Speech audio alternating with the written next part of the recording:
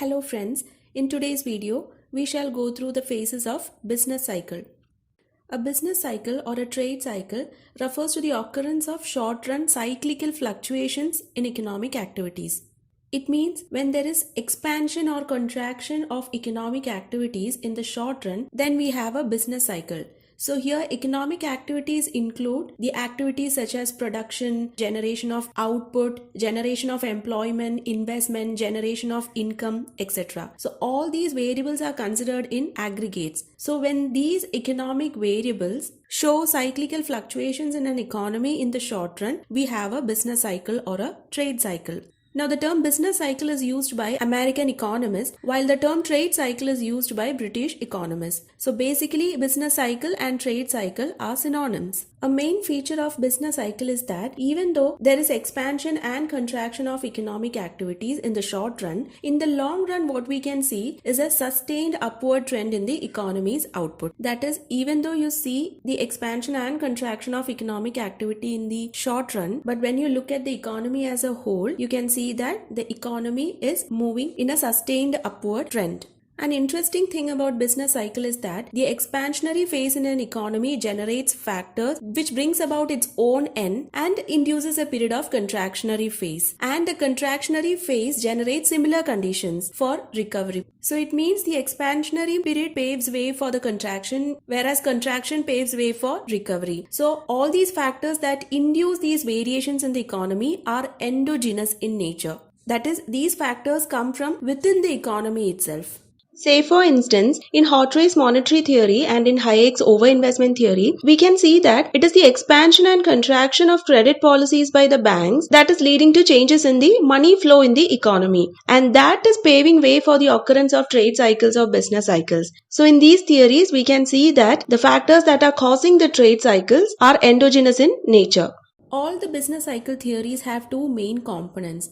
Firstly, factors such as wars, inventions, changes in government policies have major effects in the economy, and that will create fluctuations in the economy. And secondly, the business cycle also includes components like how the economy responds to various shocks. Like if the economy goes into a recession or depression, how the economy responds to such shocks is also overviewed in the business cycle. Now let us explain the different phases of business cycle with the help of a diagram. In the x-axis we have time variable and in the y-axis we have the average economic activity. The dotted line represents a normal growth path of the aggregate economic activity. I already mentioned earlier that the aggregate economic activity includes factors such as aggregate production, aggregate real GDP, aggregate employment, aggregate investment, and aggregate income. So this dotted line shows that in an economy over the period of time, these aggregate economic variables will have a sustained upward growth path. The solid curve shows the rise and fall of the actual economic activity in the short run.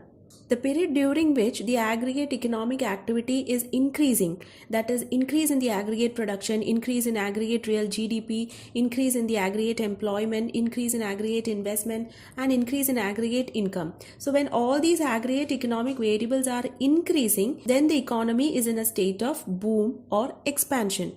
The highest point of the expansion is called a peak, and from that peak point, the aggregate economic activity starts to fall. And the period during which these aggregate economic activities is falling is called as a contraction or recession. And if the recession is severe, it turns into a depression. And the lowest point of a contraction is called as a trough. From the trough, the economy starts to recover. That is, the aggregate economic activity starts to increase gradually and finally reaches the boom period. So this rise and fall of economic activity is like a continuous process in the short run.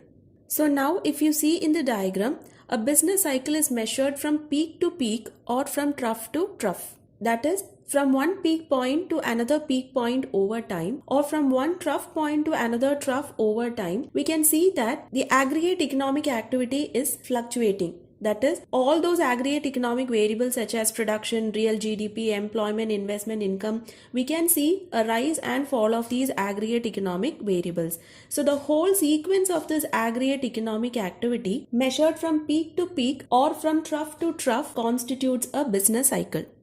I hope all of you have understood what a business cycle is and its different stages. Thank you so much. Do subscribe and share the video.